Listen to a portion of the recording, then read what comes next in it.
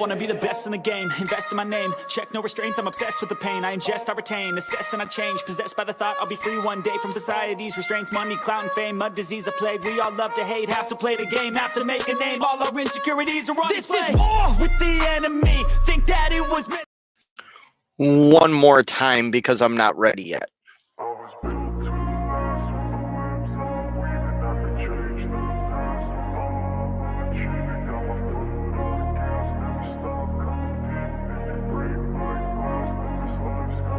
I wanna be the best in the game, invest in my name, check no restraints, I'm obsessed with the pain. I ingest, I retain, assess and I change, possessed by the thought I'll be free one day from society's restraints. Money, clout and fame, mud, disease, a plague. We all love to hate, have to play the game, have to make a name. All our insecurities are on display. This is war with the enemy, think that it was meant to. Boom, we're live. Happy Mother's Day to all the mothers out there, including my wife and my mother. Hope everybody's having a good Sunday evening. Like the title says, this is a Travel Plaza live show. We might have a guest join us here in a while. I sent him the link. Let's see if he... Oh, he just emailed me. Yeah. Anyways, we might have a guest. Sorry, hope everybody's having a great Sunday. Hell of a week for me. Absolutely not. It did not go the way I wanted it to go. Put it that way. I got totally screwed by a broker. I should have a video coming out tomorrow explaining that. My shoulder is still wrecked from arm wrestling. So if you see me rubbing my shoulder, that's what I'm doing. Yeah. Sorry, I hit that too super loud. I'll say hi to a couple people real quick, and then I'll talk a little bit about what I want to talk about. Trucking with MC's in the house. Yo, what's up, man? How are you doing?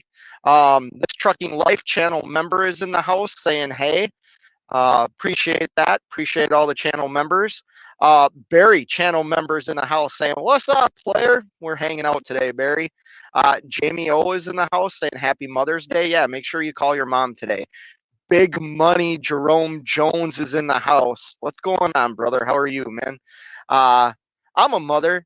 At least that's what I hear. Yeah, a mother trucker, maybe. Grade 8 Transportation's in the house saying evening, that reefer guy in chat. How are you doing, man? I still don't know how to work my computer properly. Edward's in the house. No, Edward is competing for the #1 spot against Barry right now for comments left on videos. That reminds me, I need to reply to a bunch of comments from the other video the other day. But yeah, let's talk a little bit about that. So I posted a video the other day. If you haven't yet, go and check it out on regrets about becoming an owner operator. Do I have any? Spoiler, I don't. However, I made that video before the week that I had, like before my week just went to crap, to be honest with you, to where, you sit and question like the hardships, the things that you go through being an owner operator, the ideas of what you're going to achieve that week, and then one thing happens that just destroys it. Social platforms, shameful. Yeah, you're slacking on your social platforms. Nah, I'm doing what I can do, man. Business first. That's how I generate revenue is on what I'm doing, driving the truck, making delivery. I'm up now that has 8 stops on it. Glad that I'm not afraid of doing all loads, because I really feel in this market right now I'm an outlier in that. I want to do the stops that I do, go to area and stuff like that. So, I side. But yeah, this whole deal with the other truck, with the international, and the problems that I'm having dealing with, I don't want to ruin my video. You know what? I'll give a inlight on my, or I'll give like a prequel or a preview. Sorry, prequel is happens before. So I ended a business relationship this week with a broker that I've used a lot, and it just got to the point where I am very transparent. I am very honest. I don't lie to brokers. And when a broker lies to me and I have documentation of the lie and proof that what I agreed to do is not what I did, and they don't take accountability, I ain't got the time for you. Um, I don't care how good your loads are. I don't care how arrogant you want to be with me. I am a business owner. You know what I mean? My business relationship with you matters to me because it generates me revenue, and that's what I need.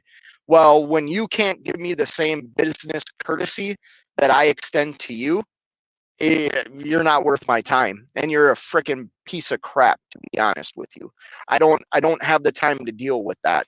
um that's what happened, man. I had a broker literally mislead me from the commodity I was hauling, misleading me on I mean, I knew who the receiver was, but due to what the product was, I knew it was like a quick unload. Well, once the product changed, I knew I was going to get screwed, and I absolutely got screwed.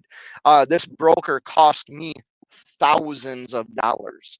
Um, and I believe my request to the broker was not absurd at all.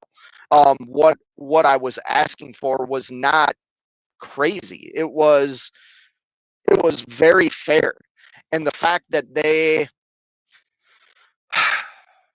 like lied to me, you know what I mean? And me screenshotting things, that's one thing. If you decide to go out and buy a truck, I don't care if you're doing a lease purchase deal or you went out and bought a truck for yourself, make sure you keep all the documentation, write it down, screenshot it, every raycon, every interaction that you have, keep track of that stuff, because you never know when you're gonna have to use it. You know what I mean? Let me open up my side vents here. Hopefully the volume's okay. It rained where I currently am, so it's kind of humid and muggy out. But yeah, these brokers in the current market we're in, they know they can get away with complete like disrespect and lack of value. Um, and the fact that I have been hauling for this broker for a very long time, this isn't like a one-shot deal. This has been somebody that I have been in contact with for quite a while. And the way that he treated me, and then the way that his boss treated me, I ain't got the time for it. I don't care how good your load is.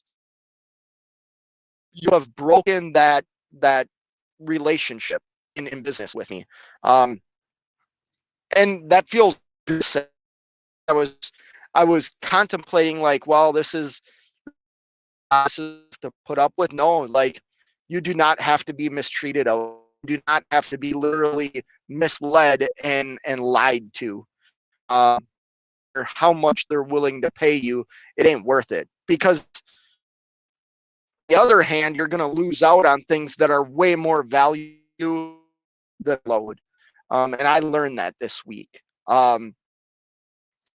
That customer freight is way more valuable than. Hold on one sec.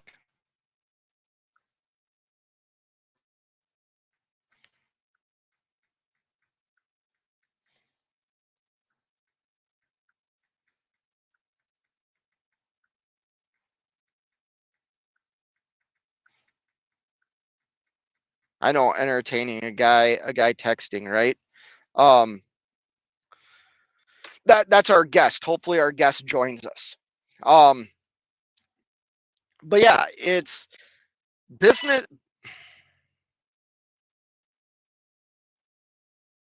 business doesn't always go, obviously.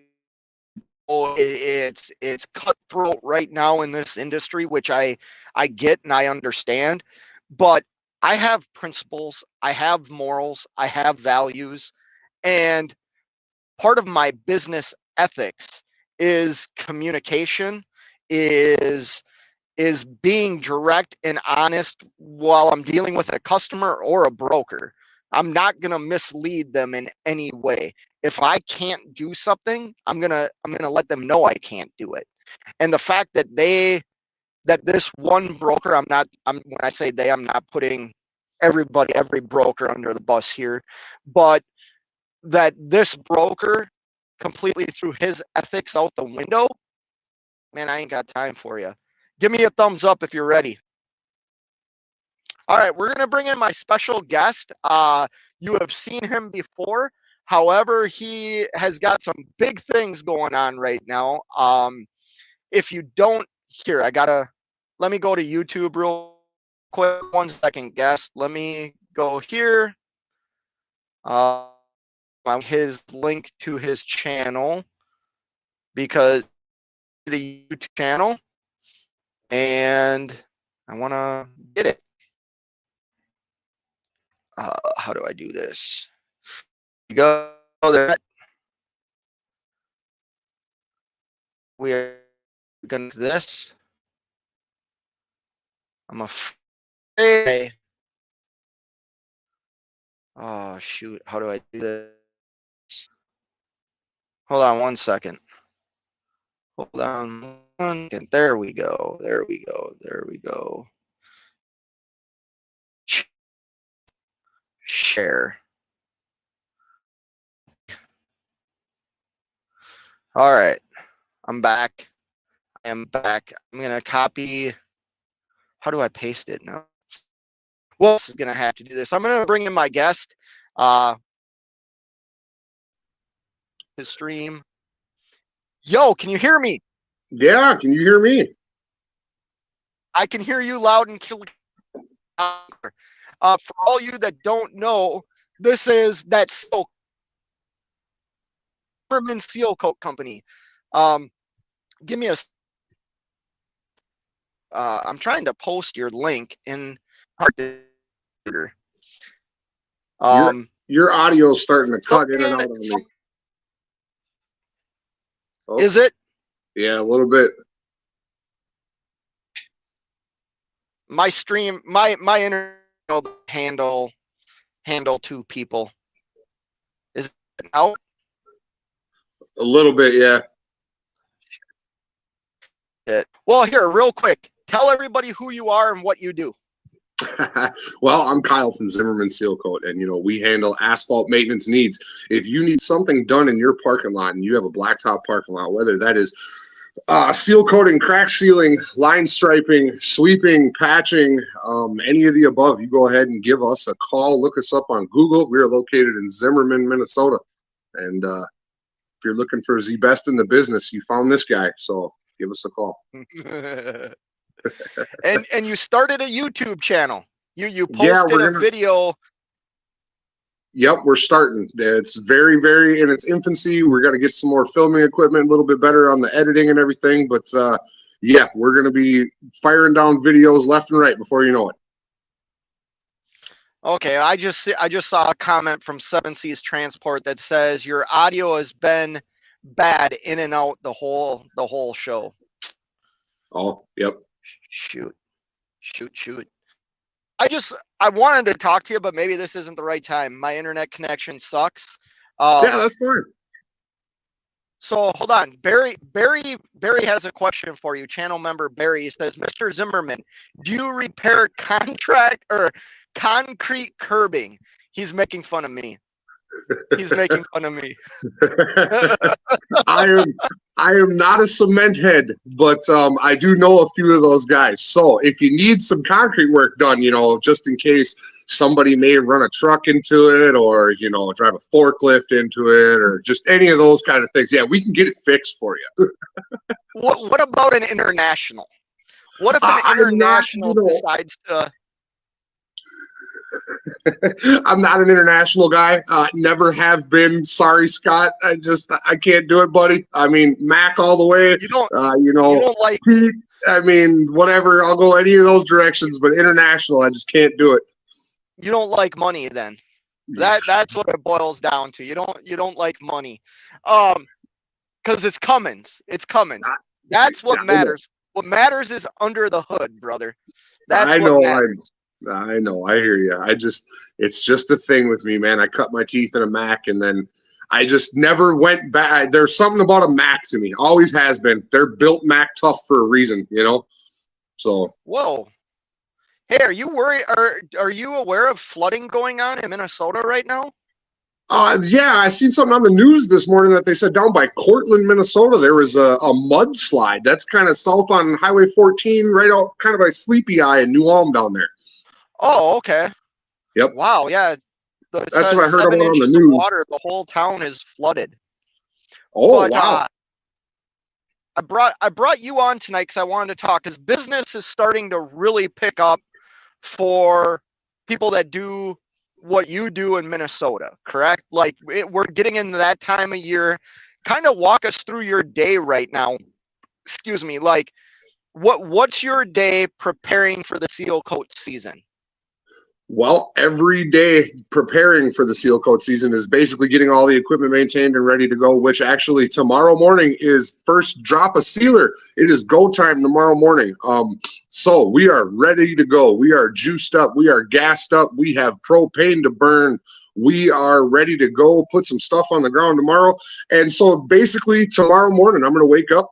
I'm going to get dressed and I'm going to walk out here. I'm going to grab my phone and we're going to contact everybody that's on the list. And we're going to say, just a reminder, we are on the way.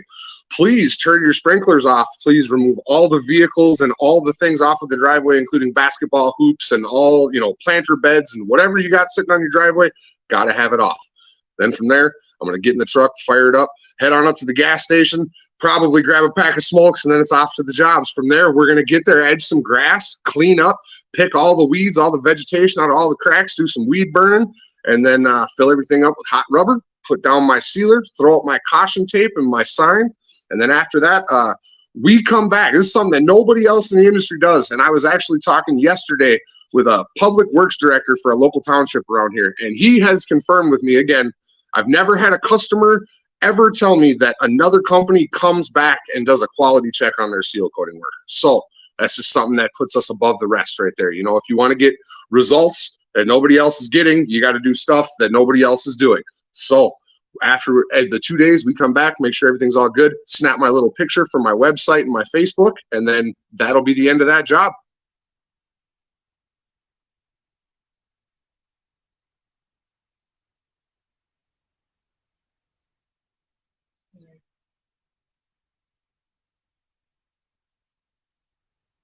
You're cutting out, but I can read what it says on the screen. It says we don't spray used motor oil. No. We do not. Nope. There's in the state of Minnesota, actually, when it comes down to asphalt sealer, years ago there used to be something called coal tar, where it was a coal-based product. And in that coal-based product, they outlawed that due to Minnesota being such an environmentally friendly state. We are the land of 10,000 lakes. And I remember years ago when this whole thing went through law, there was a big story on the news. A seal coating company had seal coated a townhome association, and they did all the driveways and the private road that ran through the community. Well, the news guys show the downpouring rain and the wet sealer that's running off the road. I would have hated to be this contractor. The wet sealer is running off the road into these drains, and then they zoom in on the drains, and it says these drains drain to local lakes. And it has the duck picture on top of it with a no dumping of chemicals or anything, because they all drain to local bodies of water. And ever since that day, they outlawed any true oil-based sealers. You're allowed to use oil when you're doing paving projects, when you're spraying like an oil-based tack on top of pavement to lay pavement over top of that again. But all asphalt sealer in the state of Minnesota has to be water-based now due to environmental reasons. So we don't use motor oil. That is very interesting. So you know, we're from Minnesota. A lot of people don't understand the weather conditions that we have to deal with in Minnesota. When is the seal coat season in Minnesota? How long does it run for? Seal coat season for us, weather dependent, will start either in the very beginning of May. This year it's going to be May 15th. Last year it was May 15th was our start date for weather. I don't guarantee anybody an appointment in my book after the first week of October. It could do the thing where we have what you call Indian summer, where we get a beautiful stretch of weather in October.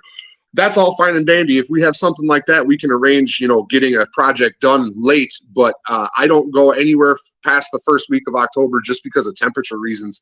If the temperature swings to anywhere close to a freezing mark, those pumps are expensive, and all the plumbing that goes on the back of those tanks are expensive, you know, and I don't want to crack and have to replace any of that. No, that's understandable. I'm trying to share your link right now. I forgot I can go onto my live show and try and share the link to your channel. So just give me a second here. Barring that my internet keeps working. All right. Can you hear me? Oh, yeah. All right. I just dropped your, hold on one sec. Now I got to figure out how to do this because I want to pin that comment, pin message. There we go. I just dropped a link to the video that you released yesterday. Like I said, it's one of your first videos, correct? Yes, it is my second video, and I know it's not up to par for what I'm looking to accomplish. I need to invest in some footage and some angles, and you know, I do have the drone already, and I do have my phone, and that does what it does. But we're gonna get a GoPro, and we're gonna, you know, slap that onto every single piece of equipment, and we're gonna give everybody a close-up view of what we really do here. And I think it'll be pretty interesting. You know, I mean, not only is there a lot to talk about, but there's just a lot of stuff to see. You know. Yes. Well, we got Barry saying oil-based sealers produce the black walleye subspecies. That's pretty funny. Scottish and Irish travelers are known for doing shady hit and run work. Well, I don't believe Kyle is Scottish or Irish. He does his business does great work. I have been privileged to see like the aftermath or the after work via pictures and stuff like that, and you do amazing work. And tell everybody also, like, how big's your crew? I have a wonderful crew. I can truly depend on every single one of them. There's me, there's myself, and then there's I. And you know, usually me heads up the show, myself second, and then I is just kind of following around somewhere. But you know, at the end of the day, they get it done. So I can always rely that they're going to be there. I can always rely that I don't have to worry about double checking their work. But you know, every now and then you got to slap one of them in the line. Yeah, it's just you. I mean, I know from conversations that we've had that your wife does answer the phone, because your phone this time of year, your phone is ringing very, very frequently. Like, and the way that you've explained it to me is you need to be there to answer the phone, because yes, you're in a very competitive business. I mean, well, yeah. And look at this, for example. If you broke down on the side of the highway, you need to call a tow company. You dial the first number. Nobody answers. Are you going to wait for them to call you back, or are you going to call them back again in 5 minutes, or are you just going to go to the next number? Yeah, you're going to keep moving down the list until somebody answers the phone, for sure. And 90% of the time, a sales fact is that 90% of the time, the person who answers the phone first, most of the time the person will do business with them because they got an answer. So, you know, if you answer that phone, you know, I mean, like I said, if you're a tow truck driver, you're going to go probably with the first guy who says he can be there, right? Absolutely. So that's why it's just imperative to be on top of the phone. And she does an amazing job at that. I could never handle the intake part of, I mean, yeah, that's too much. I don't have a fourth me. You know, I only got the three me's. So I'm gonna show a question here real quick and then kind of talk a little bit more because I think this is kind of a cool question. Cents per mile, hashtag low life. Is it true diesel will loosen up asphalt?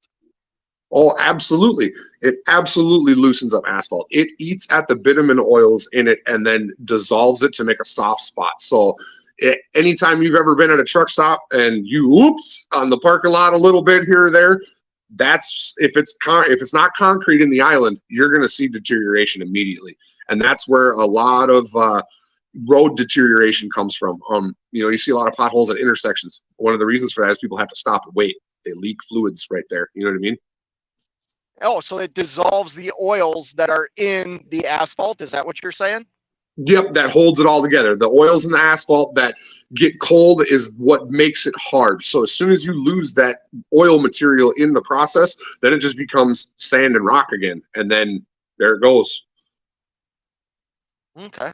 That's Interesting. Yep. But let's talk a little bit just because I think it's important for people to understand the value that one puts on oneself. Because like me, you left a good job. I mean, you were driving oversized loads. You left a good job to pursue something, A, that you had knowledge in, right? Yep. And B, you had the drive and determination to try and build something from the ground up. Can you talk a little bit about what was the final straw that pushed you into, you know what, I'm going from doing this part-time on the weekends when I'm not driving truck to I'm going all in?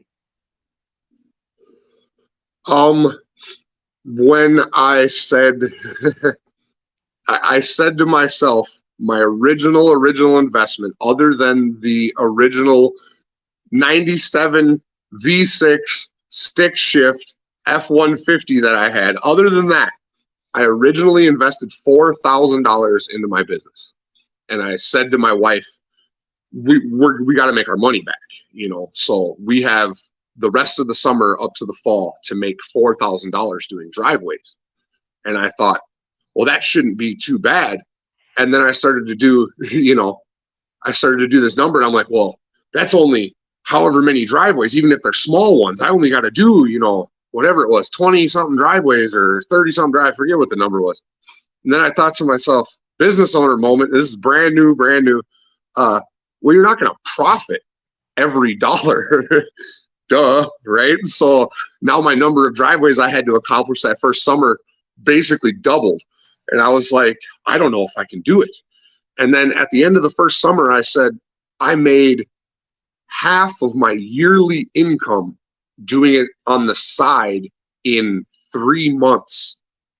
And I said, if I did this all day, every day, if I could line up the work, I could make a lot more money. But then, like you were talking about the other day in one of your videos, going to the minimum end of it, right? You know, you have to be able to figure out what your minimum is. You know, what is the minimum amount of work that I have to sustain to pay my bills, right? Absolutely. I figured that out and I said, oh, well, if I get even a few decent driveways a month, which shouldn't be too hard, I really only have to work a couple days a week in order to make my bills. Let me interrupt you real quick. Yep. Because I think what you just said is something that's lost for like new business owners, entrepreneur. I mean, I would say what you did is more entrepreneurial than what I did. I don't even know if that's a word, entrepreneurial, but like, I think what you did is more of a risk than what I did, because trucking's trucking. You were a trucker, you know that trucking is always there. What you did was, I mean, how do I say this? You literally just left your job to just go all in. And I think a lot of people look at big numbers, that gross number, and expect that that's what they are going to earn every day, every week, every year. And they never look at, well, what happens if this dries up and I'm only grossing $4,000 a week or something? Like, is that sustainable? Can I not only pay my business insurance, my health insurance, but do I have money to survive on? And I think that's really important, because especially what you do, because you have such a short window to do it in. You understand what I'm saying? That's also why season 3 last season, going into the fall, we opened up the snowplow division. We now maintain stuff 365 days a year because my window is so short. And what's really funny about that is, I said, well, how bad can it be? Right? I think I know where you're going right now. You don't have to disclose how do I say this? Because I want to make fun of you for all the shit you give me, to be honest with you. And if you've noticed, like even in my chat, people will make fun of the fact that I that I'm curb stomping and stuff like that to a truck that I purchased. But you don't have to share what I think you're going to share if you don't want to. But I do think it's important at some point that you discuss what happened to you as a business this winter. Yeah, I mean, so I thought, well, okay, how bad can it be, right? I guarantee this. It's going to snow in Minnesota. I've lived here my whole life. I've never lived outside of the state lines. I've been other places. I've seen Colorado. I've seen California. I've never gone to the East Coast. I've never been to Florida, nothing like that. I've been all around, the connecting states to Minnesota. I've been in every one of those. But I've lived here my whole life. I can guarantee it's going to snow.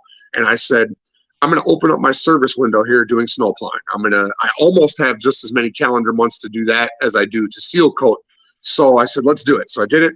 I said, I'm going to line up as many people as I can. I lined up 38 properties, which was a mistake because we wound up having the third snowiest winter of all time in Minnesota. And I underestimated just how much shoveling I was going to be doing. I should have did less customers, bigger price tag, but I was trying to get my name out there. And you know what I did? And the funny thing is I've already received like a few phone calls from connecting people who I snowplowed that, oh, hey, you snowplowed my parents' driveway this winter. I need a seal coat on my driveway kind of thing. So, but yeah, so here I am thinking, oh, how bad can it be? I got one truck, one man, me, myself, and I, the crew, and I wound up sliding through one of my customers' garage doors. And it's an awakening because if I didn't have the proper insurance to cover that, man, I'll just say the number. I did $55,257.14 worth of damage to this man's house. Damn it, boy. Why don't you learn how to drive? Oh, you don't even know what to drive. Yeah, I know. And of course, my wife, what's the shit? Every time she's ever in the car with me and I make a mistake or I have to like double take or, there's someone coming, it happens, right? I mean, we've spent many hours on the road. Sometimes you didn't quite see that thing coming around the corner. You got to check the brake a little or whatever. I'm always Mr. Class A is what she says. Oh, Mr. Class A, huh? And so, yeah, I was Mr. Class A, and the driveway didn't even slope towards the garage. It was just so icy from the winter that it had about 3 inches of ice across the whole thing. And it was my like third back drag from the garage. And I had a pile of snow that I had pulled back so far. So I had to romp on it just a little bit to get the 350 out of the snow pile. And I romped on it to go forward, stepped on the brakes, and I was on the phone with her. And I was like, no. And then smash. And I closed my eyes after the truck stopped because I just knew what I did. And it's like, you're probably even worse than you felt hitting that curb, man, because this old guy's in his house and glass is just shattering all over the garage floor. It sounds like a bomb just went off. I back the truck up a little bit. I get out. The plow's not broken. I start looking at the house. I knocked out the center post between the two garage doors, ripped out the tracking for the garage door out of the ceiling and on all sorts of stuff I can see. And I go and I knock on the door and he opens the door and he kind of looks at me and I said, well, did you hear? And he said, yeah, I heard.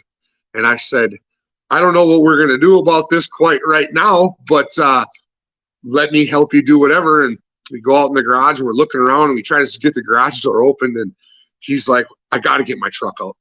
So he hands me his chainsaw because he's like 70 years old and says, cut my garage door down. So here I am 2 seconds after I drive through somebody's garage door. And mind you, I've never hit anything or been in an accident like that, like ever. Like I've never smashed into a building or backed into a dock door sideways, and I've never done nothing like that.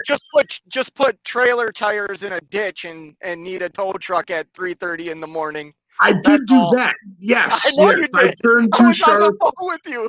Yes, and the state patrol had to come out and they had to pick my trailer up and swing it over so I could back out and get. Yeah. I did do that. Yes. But I don't know. I wound up chainsawing this guy's garage door down and everything. And he actually, at the end of the season, he called me and he said, they wrote me the check. And I said, okay, good. Finally, it's all taken care of. I do apologize sincerely about having your house be broken it was almost 8 weeks before they cut him a check for it. And he said, well, are you snow plowing again next year? And I said, I sure am. And he goes, put me on the list. And he even... You forget something here. You were not you ended up not charging him for the work you did because you felt bad for parking your plow truck in his garage with the garage doors closed. Yes. And he called you and was wondering where his bill was. Yes. Correct? Yes. He called me. Well, where's my bill? And I went back out and I talked to him and I said, I'm not going to charge you, sir. And I must have serviced his property for, I don't know, what was it? It was 8 weeks before they cut him a check. So I probably serviced his property an additional almost 10 times with no charge. And he was one of my per service clients. So some of them are seasonal. They pay me one big lump sum in the beginning of the snowplow season. And some people only pay per event because, it's a gamble either way. You can either pay up front and guarantee that you're taken care of, or you can just pay me for whatever falls on the ground. He was a per service. So that was money in my pocket every time I went out, and there it went right through. And yeah, so that was a learning experience there. There's a pretty good question here. If my internet works, it says, do you guys spray on or squeegee on a combination or a combination of both? I know hood, I wonder if that means hot, should have silica sand. Yes. Yep.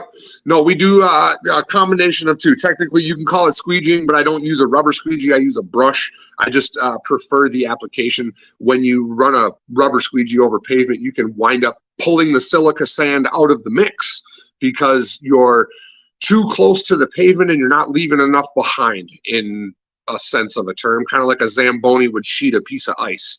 So, yeah. Yes, hockey reference. And I didn't even bring up hockey.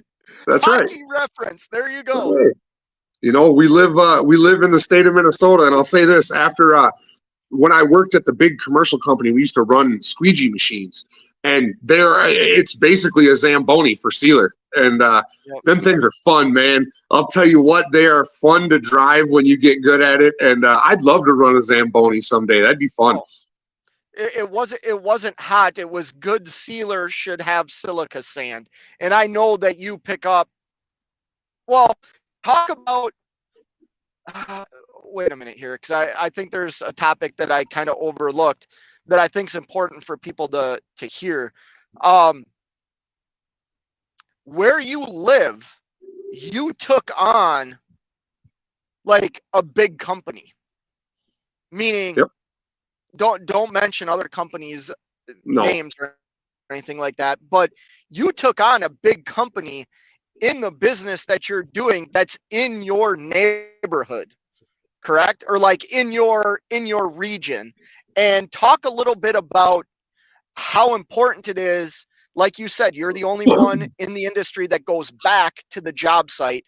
Talk about what that has led to moving forward for you. Talk about how you've taken on custom or like commercial work now, be over a very big company. So kind of talk a little bit about that, if you don't mind. Yeah. So, I mean, I guess I found the hole in my market because the city that I live in is technically kind of what you'd call like an in-between city. You know, I mean, if you're driving through it, there's one stoplight in town, which they're taking out. We're getting a bridge and one of them fancy roundabout thingy exits. Yeah. So they're taking the light out. But it's just a little in-between town, and it's just north of the metropolitan area. You know, I call it the extreme suburbs. It takes about 45 minutes to get into the metro from where I'm at. And a lot of people, you know, travel and commute from about 45 minutes north. You know that there's a lot of people who live in that northern section. So I just found a niche in the market where there was only one really big company in my area. And I said, you know, there's got to be another option. So I started to advertise and pound out driveways, and driveways led to a parking lot, and then a parking lot led to another parking lot, and then that parking lot led to the public works director of the city north of me, Princeton. Seeing that, we seal coated the Princeton police station, which was kind of a cool story. I went out and estimated the thing on K9 training day. So they had a whole bunch of squads out there, and they were firing off shots and dogs running around everywhere. And there was a guy in one of them big suits, and he was running, and they were chasing him and sending the dogs. And it was just kind of an interesting experience. But other than that, so I get back to taking on this other company and being in the area. And one thing leads to another. And in the city of Princeton, which is the next town north of me, there is a really large church.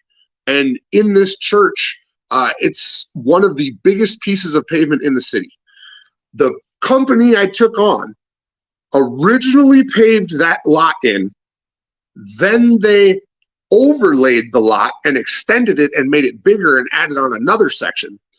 Then they were the asphalt contractor. So who do you think they called the seal coated? Well, they're in, you know, that area, that region, you know, they had already used them. So in our region up here, they're one of the biggest. And of course they use them. Well, I finally come along, they get my number, and I said, can I just ask you why you, or how you heard of us? And, you know, oh, we just found you online, and we were looking for somebody, you know, somewhat close to us. And we specifically did not want to use this company. And that's my competitor. And I just kind of smiled and I said, okay. And I gave him the number. And I know for a fact that while I was out there doing it, me, myself, and I, one of the biggest pieces of pavement in that town, they rolled by and seen me out there with my little sign out there. And I mean, I got to be a thorn in their side eventually. So and that's happened to you twice, because you told me also that I remember last summer that you were doing like a little neighborhood, and they were in that neighborhood like trying to solicit work, handing out flyers and stuff. And there you are. At the time you had your little Chevy, was it a Chevy S10? No, it's the F-150, the little one. F-150, yeah, the little one. You know, yeah, and you were out there with your little strobe light laying down the asphalt, or laying down the sealer. And I think that is so cool that you took on, I mean, you're taking on a corporation. Now, I'm not trying to make you out to be better than this corporation or whatever, but it's a big business, and you are becoming a thorn in their side, to the extent of like other contractors now that work in the asphalt industry know who you are, and are calling you to bid jobs and work, you know, basically be a subcontractor to them, when I'm sure that that's what that company has done for decades. You know what I mean? Yeah. Oh, absolutely. I'll say this. If you know anything about the asphalt industry in Minnesota, it's a very small industry. And what I mean by that is I can name you this is how it works. I worked with a group of guys at one company. Something happens, this guy goes, that guy goes, this guy goes, that guy goes. And before you know it, I'm still talking to people who I worked with at this one company, but we all work at different companies. And then eventually this guy gets sick of that company, and he's like, well, screw you, I'm going to go work with my friend over here. And we all kind of do the roundabout. I mean, yeah, there's new people that get let into the industry. You know, there are new contractors coming in, and there are people trying to hire new people and train and whatever. But the paving industry around the metro has had the same big names in it. I could throw some owners of companies out that I know personally. They know me. I was a grunt. I was just a grunt. And the fact of the matter is now that I have my own company, and they look back and they go, well, he was a damn good grunt. So, Right. Maybe we'll give his little company a shot, or don't count this little guy out because he's coming for you, kind of thing. And, the company I quit actually just sold out to a investment firm. So like, I used to work for a man face to face. I knew him. He had given me some stuff like from his daughter. His daughter's a little bit older than my first one when I had my first. And, here, I got a bunch of kids' clothes, and this is the owner of the business. And, there's a connection like that. Like, I worked for this man. He no longer owns that company, and I still have friends there. And they were just talking about that. They said, we don't even know who we work for. We don't know if it's a man. We don't know if it's a woman. We don't know if they're tall, short, fat, skinny, whatever color hair they have, or if they don't have hair. And I just said, that's part of it right there. You can't separate that connection. Like, if you're going to be in this industry and you're going to do it well, you have to maintain that connection. And that's part of the reason why, I guess I'll even admit it, I'm a little bit of a control freak. I'm going to have a hard time handing all of my equipment over to some kid or some guy who claims he has experience. And I mean, obviously we're going to go do training and we're going to go do this and that, but I'm going to have a tough time handing it over to somebody else to say, you go do. So I understand that. I just want to say hi to Wheelburner real quick. He stopped in to say hi. He's from Canada. So he's from Canada. Huh? Yeah. Yeah. He's from Canada. Let's talk about some of the struggles, or not really struggles. When you were talking about this other, the people knowing who you are now. How do I phrase this? You have shown quality in your work that has led to you were already approached at you're in your 4th season. We don't have to go into detail here, but you talk about becoming a thorn in somebody's side. And I think this is super cool. You've already been approached on another company buying you out. Yes. I hope the 22 people that are in here understand, like, a big company is trying to buy out one guy. Like, you have not only become a thorn in somebody's side, but I got a feeling the region that you live in, with your work ethic, with the work you are doing, with the connections you have, you are going to be able to grow. And yes, it's going to suck handing the equipment to the kid or the guy or girl that says, hey, I have experience in this. You're going to have to let go of some of that control, because I think you're already proving to people how good you are. You understand what I'm saying? Yeah, I actually was I was complimented by a customer I was giving an estimate to yesterday, and he said there aren't many people out there like me and you nowadays. And that was all because I related to him, and in a work ethic and a detail standpoint, because when we got to talking about the industry, he actually is, like I said, he was a public works director for a local township around here. So it is his job to truly understand pavement and road construction. And he was throwing terms out that, unless you've been in the industry, do you know what a traverse crack is?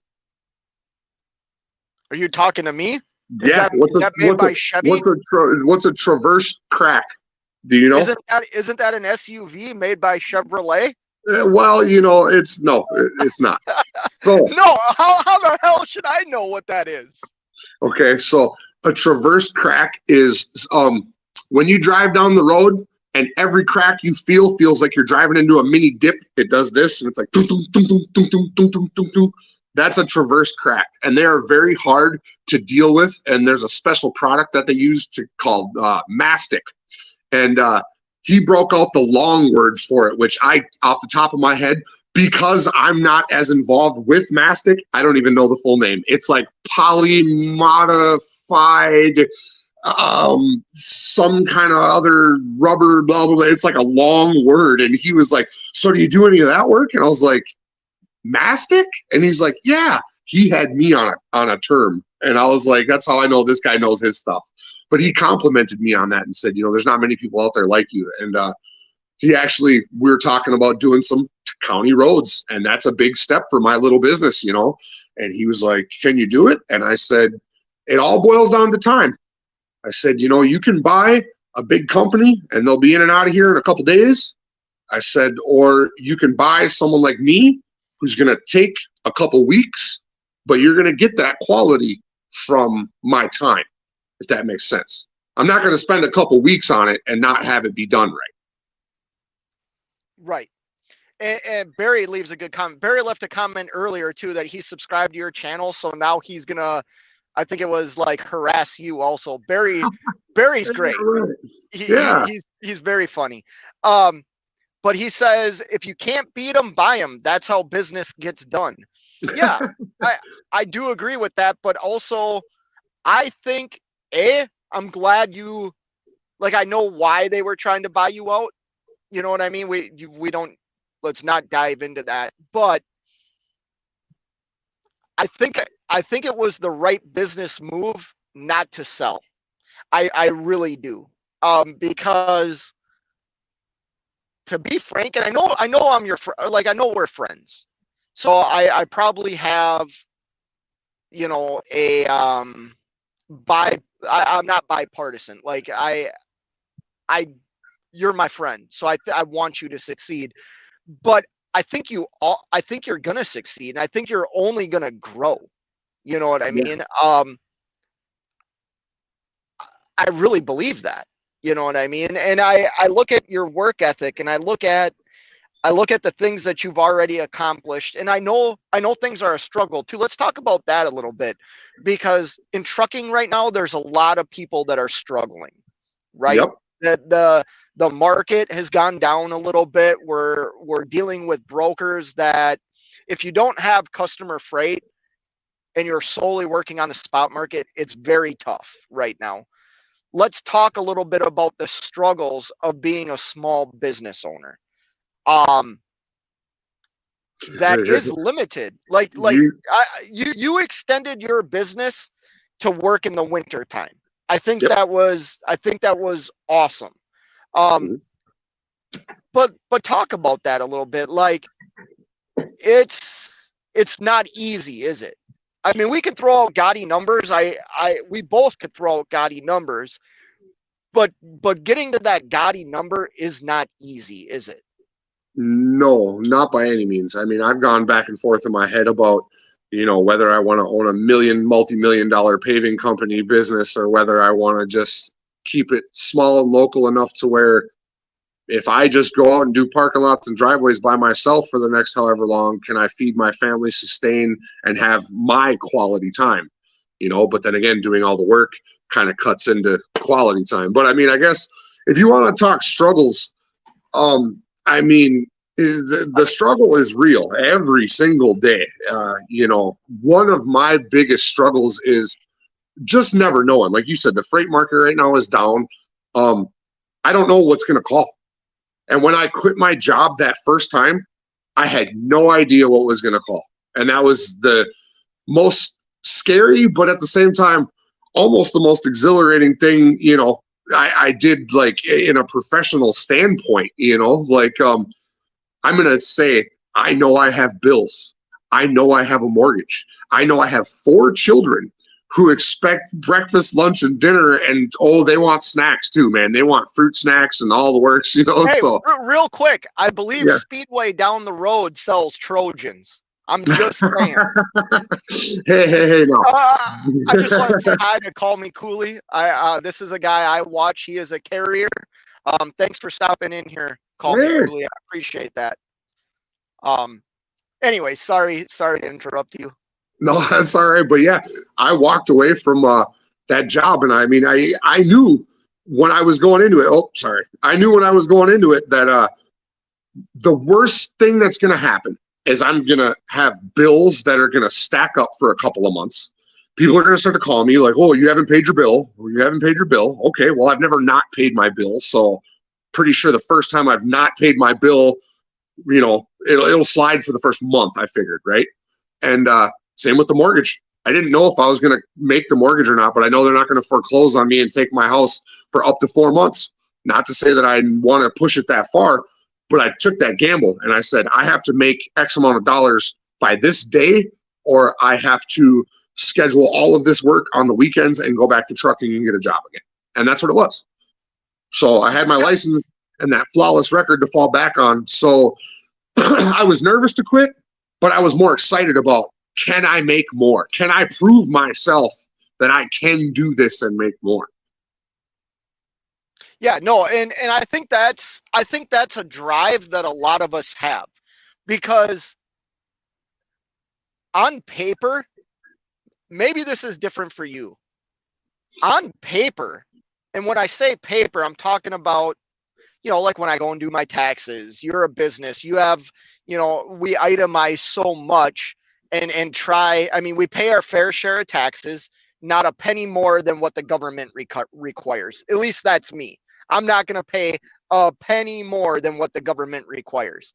But on paper, I probably make, like, on paper, what the IRS knows, I made more money as a company driver. You know what I mean? Like, you look at my schedule, I don't want to share too many details, but as a business, that struggle is real.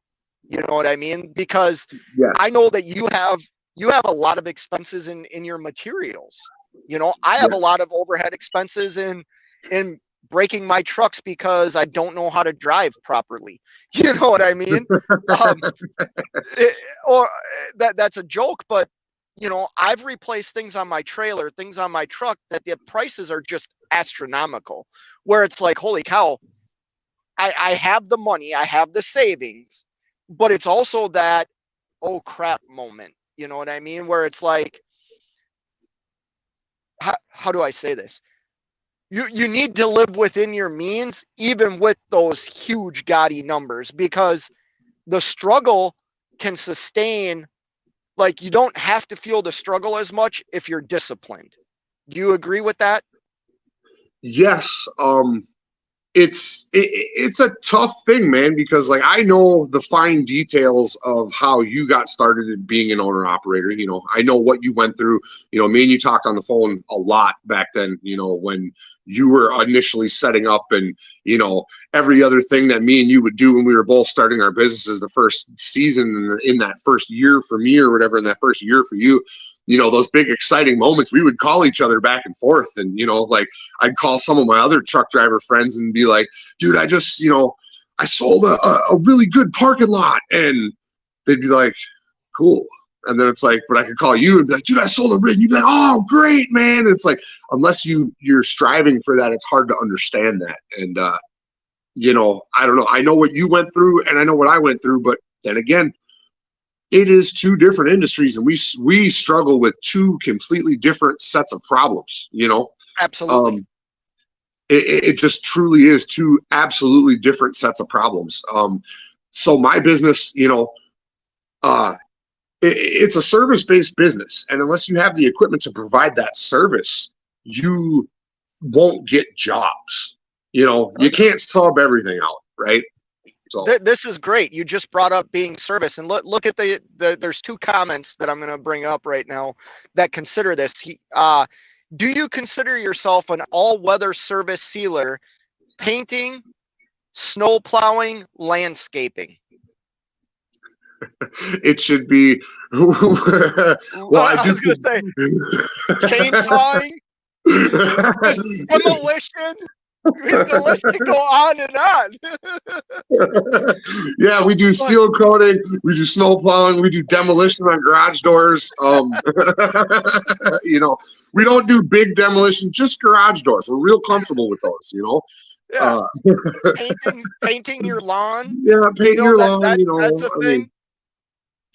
Yeah, no, it's but yeah, that's what I'm trying to get to. I guess The lawn care industry is very similar to mine, but at the same time, it's a lot more built like a snowplow. So I kind of had to learn how to like a lawn care industry works this winter, because that's kind of how you have to base contracting for snowplowing. Is basically like the same type of a contract for a lawn service. All of my customers, unless you're a repeat customer years down the line, are one-time customers for 3 years plus. So every face is a fresh face. You know what I mean? That right there is one of my struggles, but yeah. Right. Barry's got a good comment here. Having different services to offer is great, but don't get so busy that your main area of expertise gets diluted. I fully agree with that. I fully agree with that too. I actually did a little bit of that this season coming into seal coating. On my website, I used to list a whole bunch of services that I subcontracted out. I used to list paving. I used to list whatever. And, that was a tactic that part of me feels like, okay, it may not be the smartest tactic, because let's talk big business. I have a person who owns a multi-million-dollar business tell me, you damn right you advertise for it. You get the call. You get the job. You jump off the cliff, and you're holding your plans in your hand, and you better be able to figure out your plans and build your wings on the way down. And he says, that's how I've always done it. And he said, it always works out. And maybe one day he'll splat, maybe not. It was a little bit more of a headache for me. So I streamlined, man. I said, I'm not going to offer on my website paving. I'm not going to offer, catch basin this and infrared patching that and this and that. Not say that I don't know all about it. I couldn't get it done. I couldn't hire it out. I'm going to stick to what I do, and I'm going to control what I do, and I'm just going to do it very well.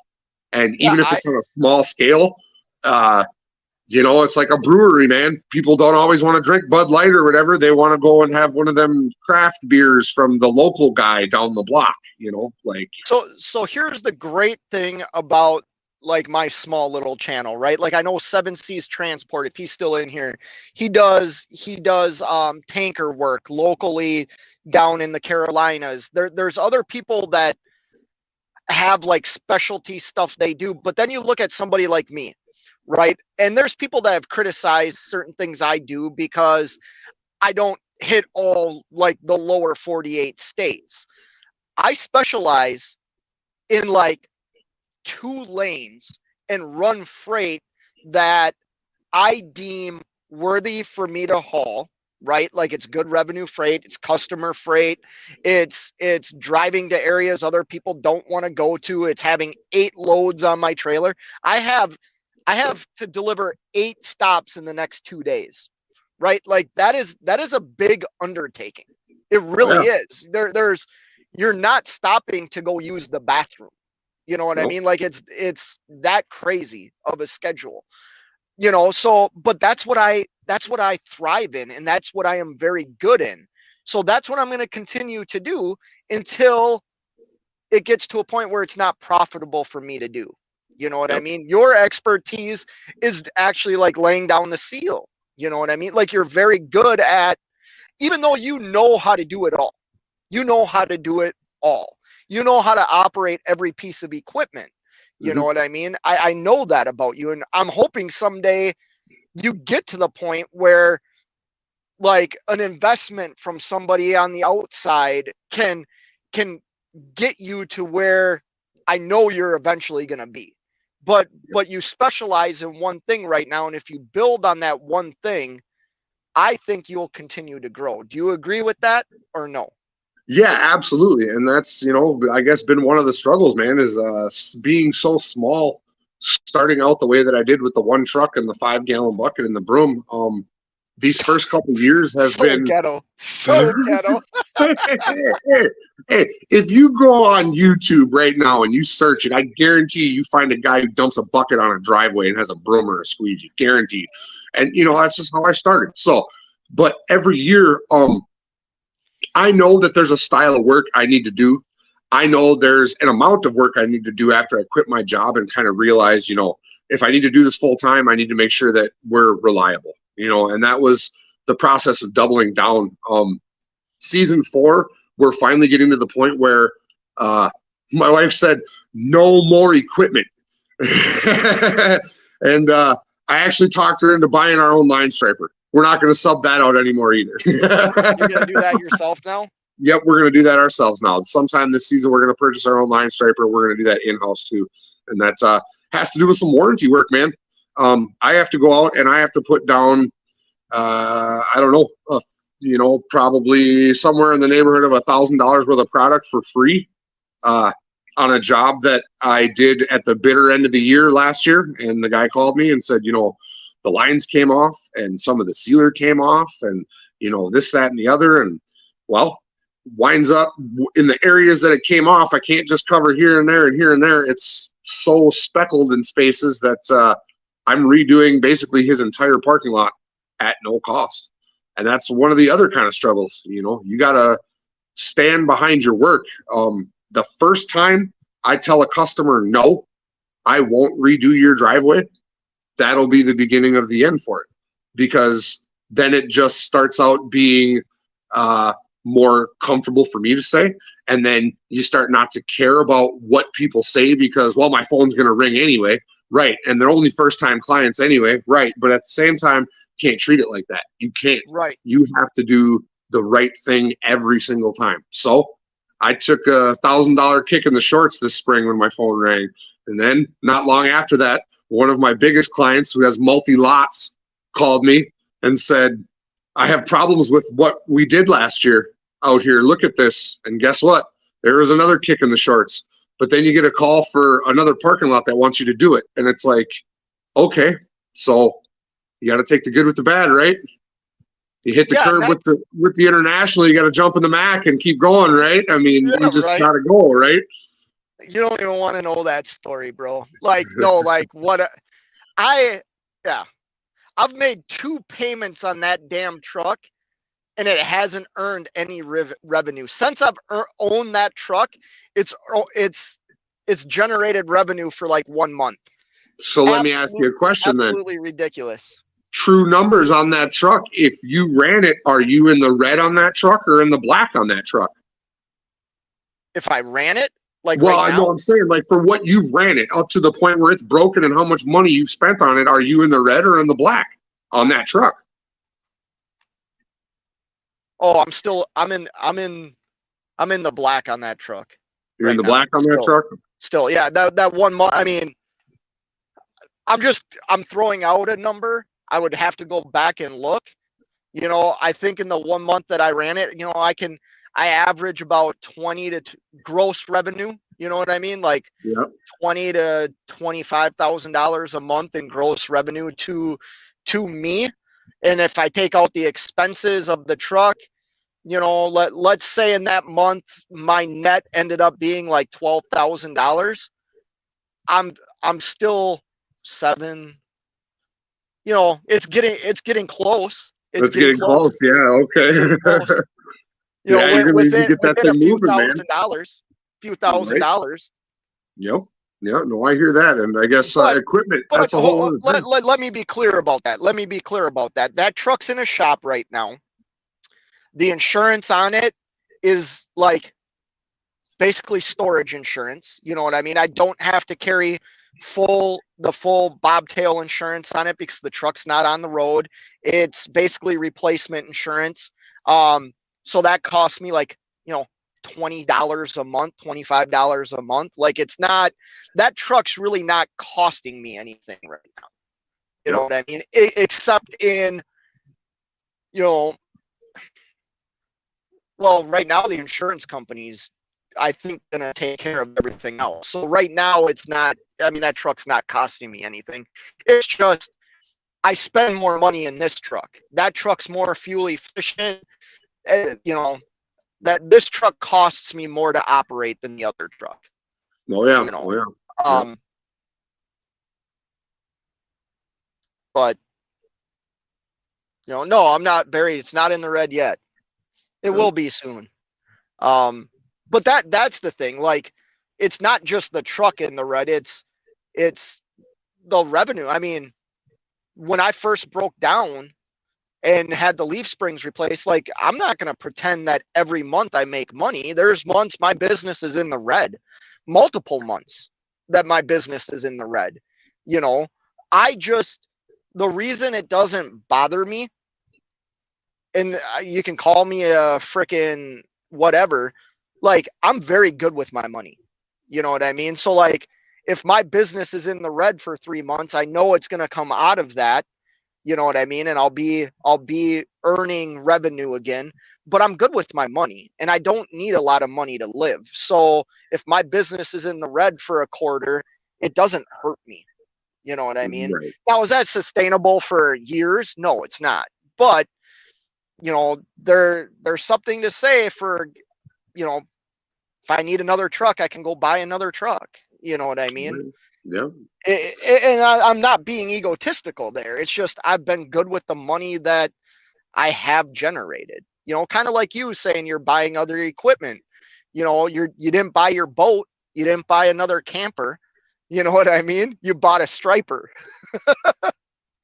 Yeah, that was kind of a discussion me and my wife had one day, and we went back and forth, and it basically boiled down to she doesn't care if I have to buy something else as long as it's going to make us money. If she has to stare at another ugly piece of equipment in our driveway or on the side of our house, as long as it's going to make money, she's okay with that. But then it also got to the point now where we got, there's 5 trucks in the driveway, 2 tanks, 3 melters, 2 snow plows, and there's only me, myself, and I to run all of it. So she's like, you don't need any more equipment. And I'm like, but I need a line striper, honey. I need to do this too myself. And that's kind of like me. I mean, this is different. There's people that would say I am absolutely out of line paying for like a parking spot where I park my truck and trailer when I do go home, that they have raised the rate to, you know, $375 a month. And in the last 2 months, I think I've parked there twice. Like it's, you know, how much, you know, I've spent what is that? 375. Yeah. 375 and 375. That's 850. 850. Right? Yeah. Yes. That's right. No, 840. Right? Holy shit, dude. Minnesota freaking math. How come we can't think this? 350 would be $700. It's 750. 750. Yeah, that's because we've been talking for an hour and 12 minutes. We've been talking for an hour and 12 minutes. That's why. We're not going to say your wife's name, but tell your wife I said hi. I heard her in the background. Yeah, she's over there. Yeah, but you know, there's people that would say, like my wife, why are you paying for this parking spot? Because when you come home, you can just go to one of the truck stops that's 30 miles away and get a parking spot for a night or two. But it's the convenience factor. That's why I pay for it. I know I have a secured spot that I can just pull into, drop my trailer, park the truck somewhere, because I get 2 spots with it. And it's, you know, it's a peace of mind, kind of like you getting the striper. You know what I mean? Yep. It just it takes care of any kind of problems or issues or whatever. You know, if I have any kind of a customer that calls ever for any parking lot I do, this is, oh, my paint came off. I don't have to go through the runaround to call this guy to see if he'll give it to me for free or if I'm going to have to pay him or whatever. Do you see the comment there?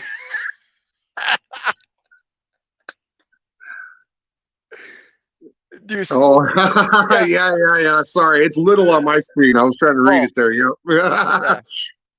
know? Seven Seas is ripping on me, saying paying for parking is okay. It's those $50 t-shirts that's nuts. We talked about this last time you were on my live show about, you know, the clothing. I mean, granted, where we worked, we didn't wear nice clothing, but like I had nice glasses and stuff like that. And this dude gave me crap every freaking day for my white sunglasses until I forget why. Maybe you were done earlier than me or you didn't come to work one day, but I put those glasses on your driver's seat.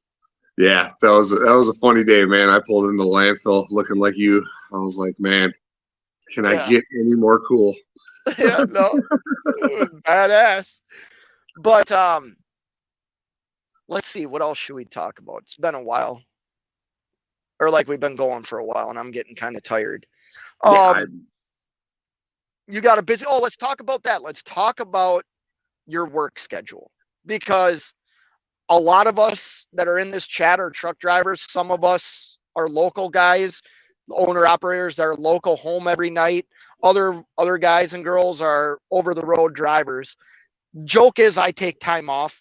There's a couple other YouTubers that I'm friends with that joke about taking time off. Wheel Burner makes fun of me because I pull over and take naps.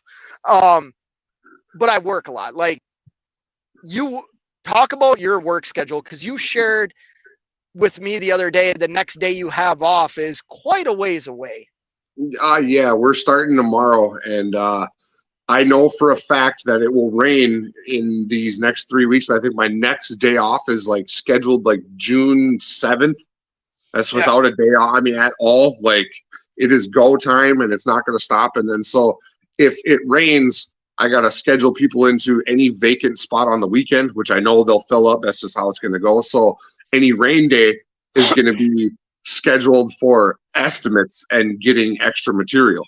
So I'm not going to basically have a day off until after the first week of October, in a sense. That is crazy. And then after that, it's sell snow, and then sit and wait for the snow to fall. Yeah, right. That's my slow time. And that's when I hope to be doing a whole bunch of editing of all the stuff we're going to capture this summer. It's going to be a really, really good time on the channel this summer. I'm hoping to bring people along on the adventure and check it out, man. You know, I'm glad you said that again, because I pinned the comment, I believe. Everybody go check out Kyle with Zimmerman Seal Coat Company. Check out his channel. He did a video the other day where he was picking up. Tell us what that video was about. Yeah, I got a call from one of my biggest clients. He is the multi-lot guy, owns a bunch of daycare facilities, and he had a bunch of parents calling him complaining about the potholes in his parking lot. So I went out and grabbed some hot asphalt and took it up and put some pothole repairs in. And the lot is in extreme deterioration. It was built on a marsh, so it does like a wave kind of thing in the wintertime, and it just breaks and cracks. And yeah, we've talked about it, and he knows, but we just went out and did some quick pothole repairs, and very short video, very to the point. They're going to get longer. They're going to get more in depth.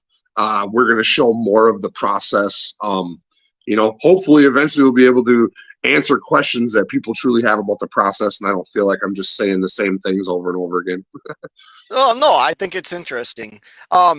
Barry says if Scott was a nice reefer guy, he would bring us some walleye to Florida. Why don't you come ice fishing, Barry? Come on up. Or actually, you can't come ice fishing now, but we'll go fishing up north. Feel free to come on up.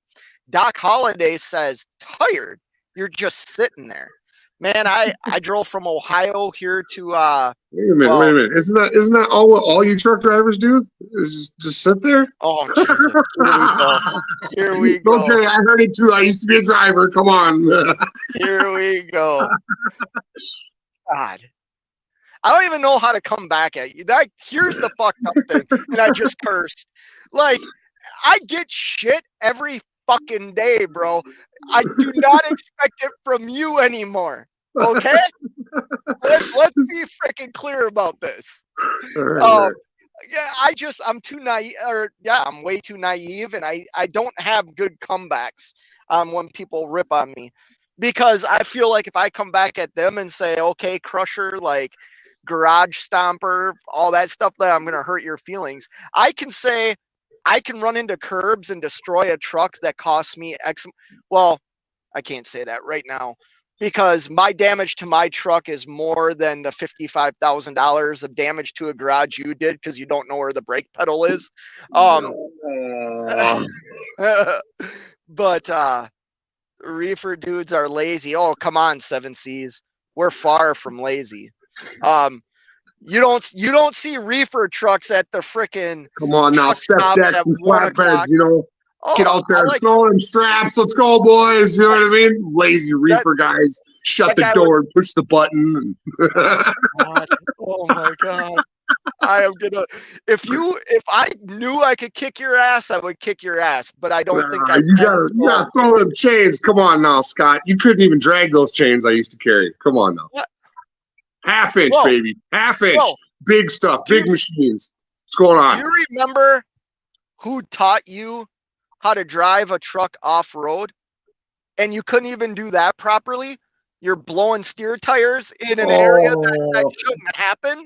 Come on, And no, I was driving truck long off road before you. I was just following you to the you weren't. landfill. Yeah, No, oh yeah, you weren't. yeah. Hold on Yeah, here. yeah, Hold on here. I pulled side dump before. My first job was driving off road. You're like 33 years old or some shit, dude. I got 10 years on you, right? You're like No, 35 or something, right? How old are you? I'm going to be 37, just about 37. Okay, I'm 43, bro. You've Yeah. had your CDL how long? Like 12 years? 17. 25, bro. That's 25. all right. That's all right. That's all right. And you want to talk about chains? I operated cranes. I was a rigger. That is with an R, a rigger. I could throw chains. I choose not to because I make more money shutting doors and pushing a button and sitting for 10 hours a day. So fuck you. That's it. We're gonna make that video. You're gonna come out with me, and I'm gonna put you to work. I'm gonna make you shovel. I'm gonna make you run the hot rubber. I'm gonna make you run the blower, and he's gonna come back looking at me like, "You quit driving for this? You used to have a cup holder and air conditioning and a radio, and you know, yeah, I quit driving to get out there and sweat. I'll tell you that." No, I told you already that if certain things fall in line for you this summer, I will take time off and come and help you because I know how important what you've told me that might happen, like how beneficial to your business that will be. And you're my friend, dude. Like I would love to help a friend and watch them grow. So I would take time off to do it. The reality is I know you would kill me. I know that, dude. My little ass, I'm not a big, you know how big I am. And I'm not a okay, big so guy. I'm going to just point this out to everybody out there who obviously in the live, I've never met any of you. You know me, I don't really know you, but I'm just going to say this. ZSC, this guy here, he's no punk, okay? I seal coat, and none of my trucks have air conditioning. None of them. How about that, huh? I left an air conditioner and a step deck and a coffin sleeper that as a local company, I'd pull over and take naps all the time. I'd take 3 naps a day if I wanted to, on the clock, getting paid hourly. I left that cush to sweat. That's right. I hear you. I left, you know what I left to have the headaches of dealing with shops, dealing with I know what you left. You were the milkman then, and you're still milking it now. Yes, but I get paid very handsomely for it. Yeah, Barry's right here. Barry says Kyle's goatee doesn't meet the standards of this channel. Yeah, you're right. You're right. I do need to. Little peach fuzz. He's still young, Barry. He's still young. Peach fuzz. I was cursed. My biological father, he gave me this thing right here where it won't grow in the middle. He has the most rockin' Fu Manchu you'd ever see in your life, but he shaves the middle of it out. I've been trying my whole life to grow that middle in, and I can't get it to go. Yeah, it's not hard 7Cs sitting in shippers and receivers for 5 hours. It really isn't. Like I've shared this on my channel. That's when I cook. That's when I eat. That's when I that's when I sleep. Like I shared this a little bit ago. I guarantee I have 8 deliveries tomorrow. 3 of them are in Chicago. So you're dealing with all that traffic. Then I go from Chicago out to Iowa, and then I have to be to southern Minnesota, like down by Albert Lee and everything, by 4 o'clock in the morning on Tuesday. Like I don't have a schedule. Like I sleep when I'm getting loaded or unloaded, and trying to sleep while you have people in your trailer loading you and unloading you is not easy. Like, you just get used to it. You get used to rolling over and smacking your head on the freaking little, whatever the hell you call this cubby thing in my truck. I don't even know what it's called. Cubby. It's got shelves in it and little desk. Anyways, I'm Probably going off the a rails. cabinet. What? It's probably a cabinet. Cabinet. There you go. There you go, brother. There you go. But you know what? I'm gonna let you go because I'm tired and I don't know what else to talk about. I do want to say a couple of things though. For what it's worth, congratulations on how well you've been doing, even though I know it's a struggle. And what I do is a struggle. It's the struggle is real. But you know what? Like, you're a freaking very dedicated, like, hardworking guy. I I see nothing but like success for you. You know what I mean? And that might mean even me, we might have to take some pitfalls. We're going to take some L's. We're going to take some losses. But I think you're a lot like me in the fact of, we're out here working for ourselves. We make and do what we want to do when we want to do it. It's hard for me to think of you. Now, I know you're going to do whatever you need to do for your family. You're a great husband. You're a good dad. But giving up the freedom that we have is going to be very hard for the both of us. You know, honest to God, like, if this shit goes sour, you're probably my first phone call, even though I have no experience in what you do, just because I know you have the same mentality as me. You know what I mean? Yep. And that's something that you either you got it or you don't. You can learn it, but you got to be driven, and you got to find something that really, really gets you to go. My Velox 18 stopped by to say hi. He says, sitting at docks beats rolling down the road at $1.50 a mile. Velox is a cool dude. He actually, well, he talks about it on his channel. So this guy was a trucker, reefer guy out of California. He moved to Tennessee, sold his truck, and now started a repo company. Like, he's repossessing vehicles and stuff. Like, he's a business guy too. Super cool dude. But yeah, do you got anything else you want to share? Like I said, not really. No, I mean, just coming on here live, quick, doing a thing, and tomorrow is go day. We're excited. We're juiced up. We're ready to go. It's been since October 14th, I think. It was my last seal coating. It wasn't even seal. I was just crack sealing. It was my last job of seal coating last year. So it's been since October. Yeah, we're geared up. We're ready to go tomorrow morning, man. So like I said, stay tuned. We're going to be taking film and footage and pictures, and we're going to be doing all sorts of stuff. So it's going to be interesting.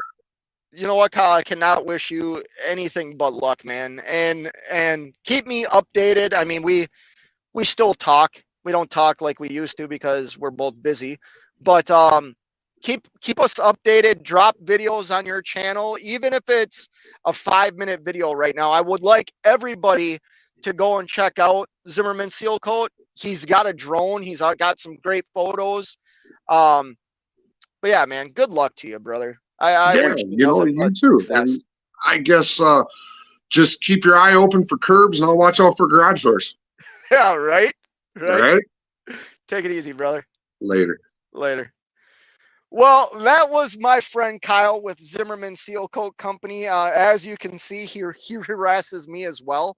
I obviously did not get to a lot of comments tonight. Velox stopped by. Doc, good night. Have a good evening. Yeah, it was fun talking to him. I'm excited to see his business grow. There's more behind that we didn't want to discuss tonight, that we'll discuss in the future. Kind of talking about how you can make money work for you. I haven't shared some of the other things I do outside of YouTube and outside of trucking, but I believe in like diversifying yourself, right? Have have money working for you in other things than what you currently are doing, whether that means, well, I shouldn't give out financial information or like how to do things with your money. But, you know, not every trucker has all their money sunk into trucking. We might have money sunk in real estate and other businesses, and we just choose not to really share those things.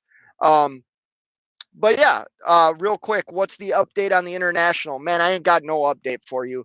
It's supposed to go in the shop tomorrow. What happened was two shops started fighting, and then the insurance company started fighting with both shops. The shop the truck is at right now thinks the frame's bent, even though the shop that the truck came from says it isn't bent. But they cannot provide any documentation on the work that they did. Meaning they're supposed to have numbers and stuff like that of like where the frame is actually at, and they can't give us any. So yeah, I really don't know what's going on with that truck, to be honest. I wish I had more information, but I don't. Don't want to say it publicly. What's your email? I want to pick your brain on something. I believe my email is in my about page on my channel. Go ahead and check that out. I think I put it in there. But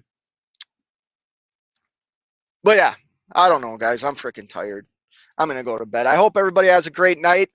Make sure you tell your wife, your girlfriend, your mother, your grandmother, happy Mother's Day. Jackknife, it's nice to see you in here, man. Real quick, Jackknife, you left a couple of comments late. I will be back in that area next week. So let's touch base and try and meet up. Jackknife and I literally like passed each other the other day. And I was busy with a nightmare fucking load. And I don't curse a lot. Well, that's a lie. I try not to curse a lot on YouTube, but I had a really bad week. So yeah, hope everybody has a great day. Until next time, you know what it is. Keep on trucking. Later.